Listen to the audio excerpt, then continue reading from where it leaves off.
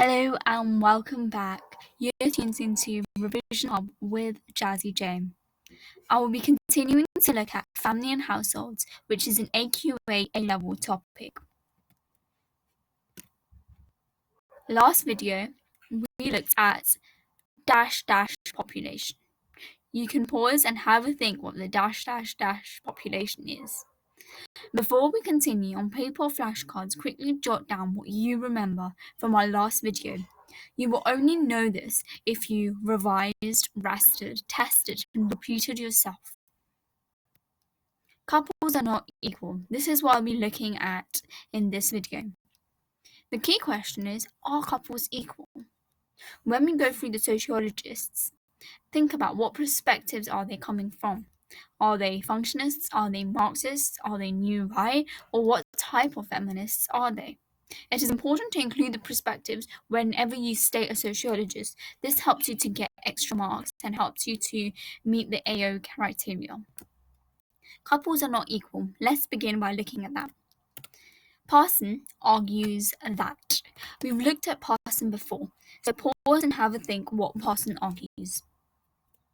Okay, Parson argues that men are the breadwinners whilst women are in charge of domestic chores.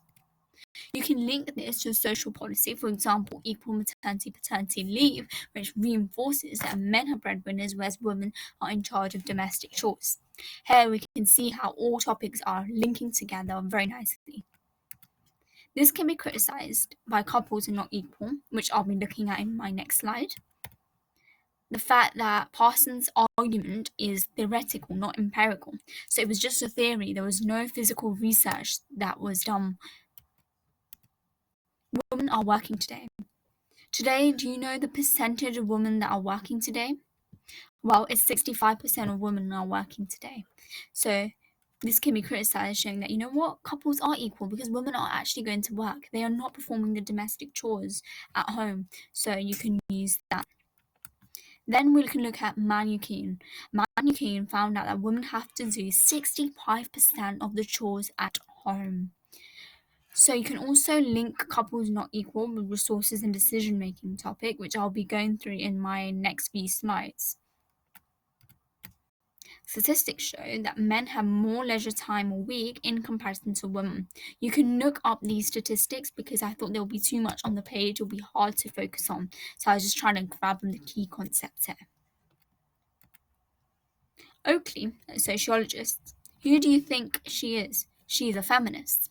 She argues and found out that in 2010, men only did 10 hours of chores a week, whilst women had to do more chores a week in comparison to the hours that men did.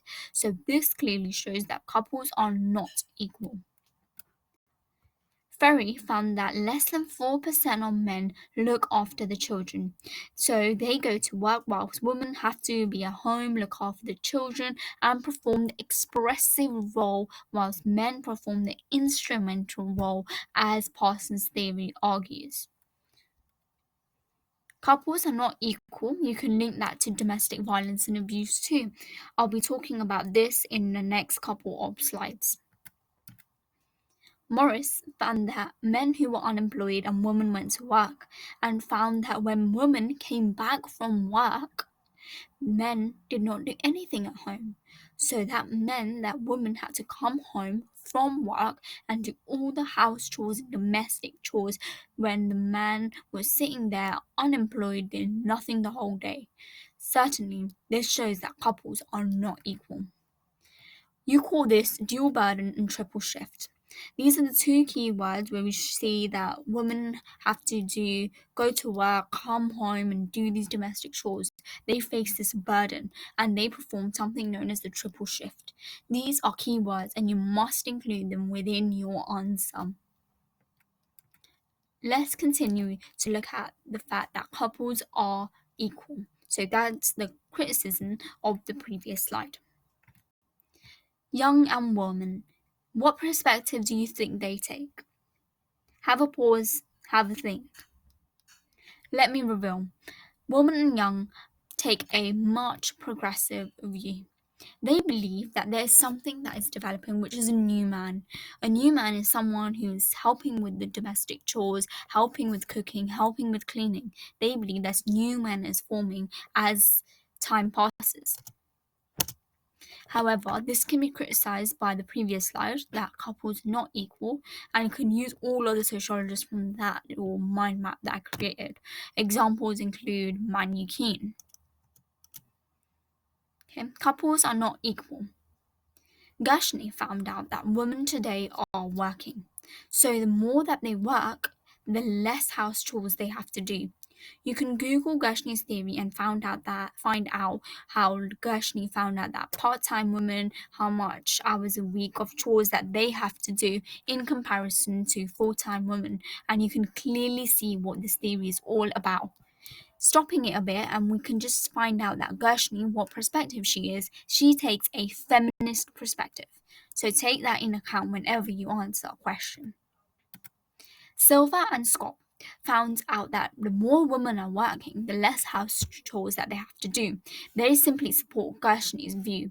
Silver and Scott argues that more women work less chores because there's so much available. For example, ready meals are available, cleaners are available, cooks are available, and they can only afford this if they are working. And today, most women are working. You can criticize this, however, by Compton, who argues that not all women have the same financial situation because still there's that gender pay gap despite of the social policy that was put in place. Pause. Think about what social policy was put in place. Is that really working? Alan found out that couples are more equal because men help with the DIY, women help with the washing up, both are having equal shares within the house, showing that they are equal. Alan is a feminist, so link the feminist perspective to his theory. It will help you to gain more marks and deepen your understanding. Giddens observed same-sex couples and found out that both couples help with domestic chores. They shared it all out. It was so equal. However, they found out that one couple was doing more of the same task as opposed to the other task. So can you actually categorize that as actually being equal? Have a think. Resources and decision making again can show that couples are equal, and I'll be looking at that in my next few slides. With Paul and Volga, who looks at pooling, joint bank accounts, more detail in the next couple of slides. Impact of women on paid work. What do you think the impact of women is on paid work? Silver and Skoll, we looked at the previous slide, so you can pause and rethink what I said about Silver and Skoll, or reverse the video to go back. You can look at Gershny, Morris's theory that we looked at, the dual burden. So these are things that you can look at, and you can link these theories to when the question asks you, what is the impact of women on paid work? So remember these theories. Resources and decision making. I said we'll be looking at this within my slides, so here it is. So we're going to look at resources and decision making. Nerber argues that different couples define money differently. Every couple has their own system of working, and it is not universal. Everyone has different experiences. Paul and Volga argues that today there is something known as pooling and joint bank account system, which allows couples to be equal. They've got joint bank accounts, same things, money goes into it.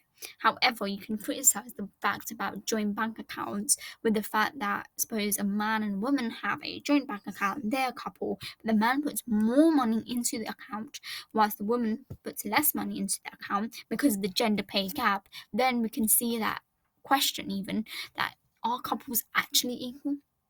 We look at Smart and Wigsetel, who looked at homosexual couples and found out that they do not care. They think that distributing money is equally, someone has to do it, so they just do it. Their money is their money, they are really equal with this.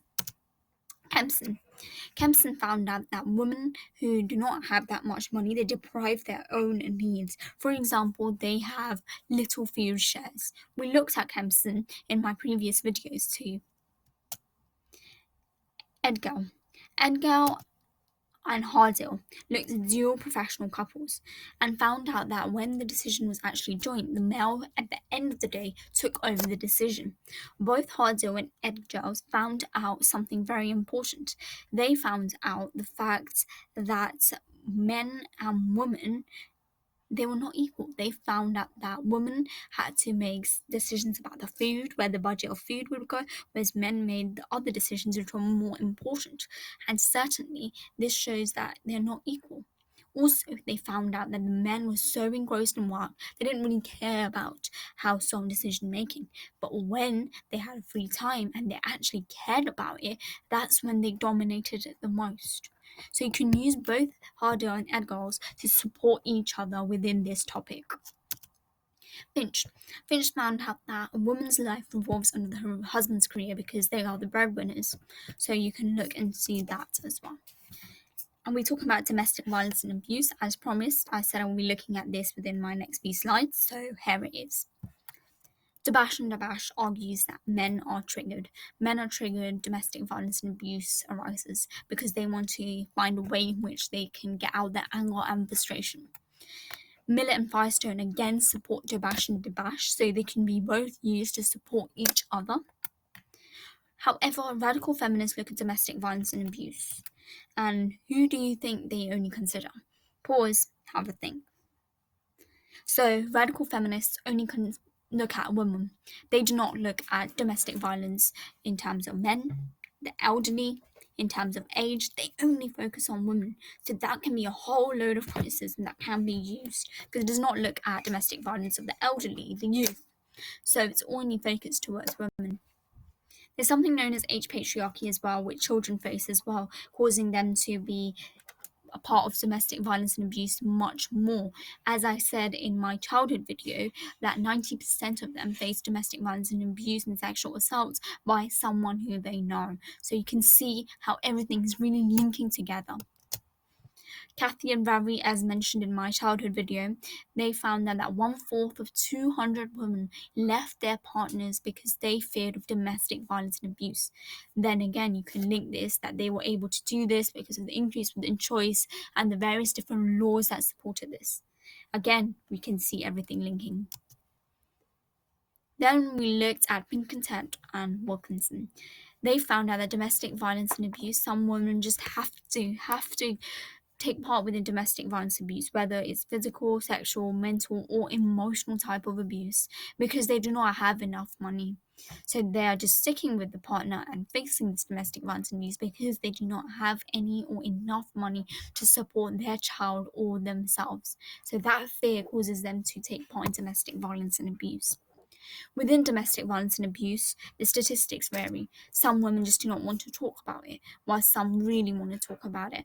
But mostly it's a hidden figure where not many people want to talk about it.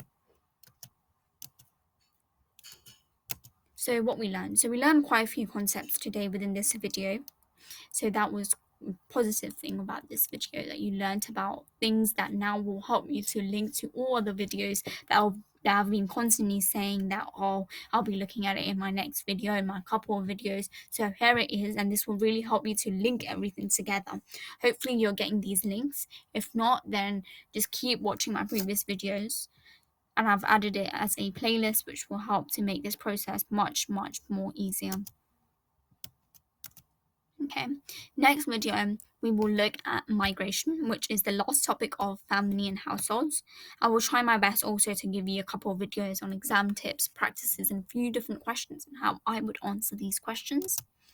Till then, do not forget to revise, rest, test, and repeat yourself based on the content we've learned on this video and all other videos, because it is important for you to keep revising and repeating this so you don't forget it, and when you go to the exam you'll be like, yes, I'm ready for this. And do not forget to love Canva, as I keep on saying that I downloaded these templates and made it with Canva, so it's really good. Canva is a great design tool. Don't forget to like my videos, subscribe to my channel. I've not got many subscribes, and this is slightly worrying because I think the effort that I'm putting in is not quite showing. I don't know if there's something that I'm missing that you do not like. If that's the case, then